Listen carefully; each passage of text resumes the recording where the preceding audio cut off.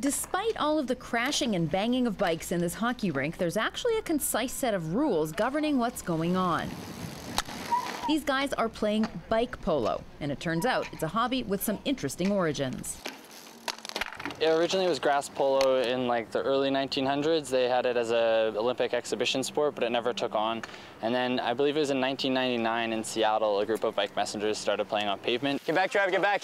The same way so many grassroots sports get started, Maloney saw the game being played in Toronto in 2008. He gathered some friends back in Winnipeg to try it out. Now there's a small community of regulars who play each week throughout the summer.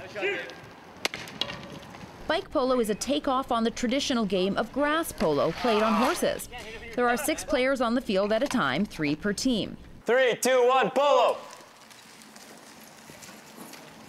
The game starts with a joust in the center of the playing surface, and there's another joust every time another point is scored.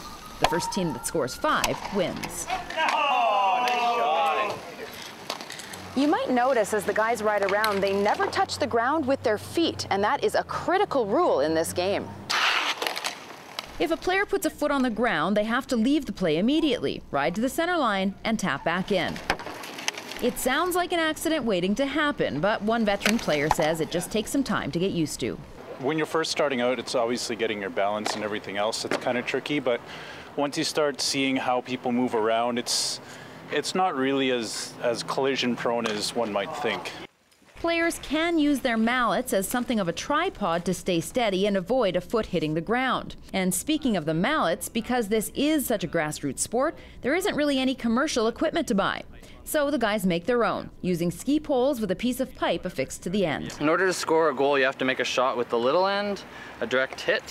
If you push it with the flat, big surface, you can do that all you want, but it won't ever count as a goal. The guys who play say the game probably isn't quite as violent as it looks, but it is a good alternative for people who have not found a mainstream sport that gives them enough of a rush. I found it addictive. It's like, I'm a bit of an adrenaline seeker. It's totally a thrill. It's fast, it's physical. I loved riding bikes, and I enjoyed team sports, and putting the two together worked really well for me. There are no established teams. Everyone here just meets behind the River Osborne Community Center on Mondays and Fridays at 7 o'clock and plays pickup until it gets dark. If you're interested in playing bike polo and you need some info, you can drop Aaron a line at winnipegbikepolo@gmail.com. For Shaw TV, I'm Kim Babij.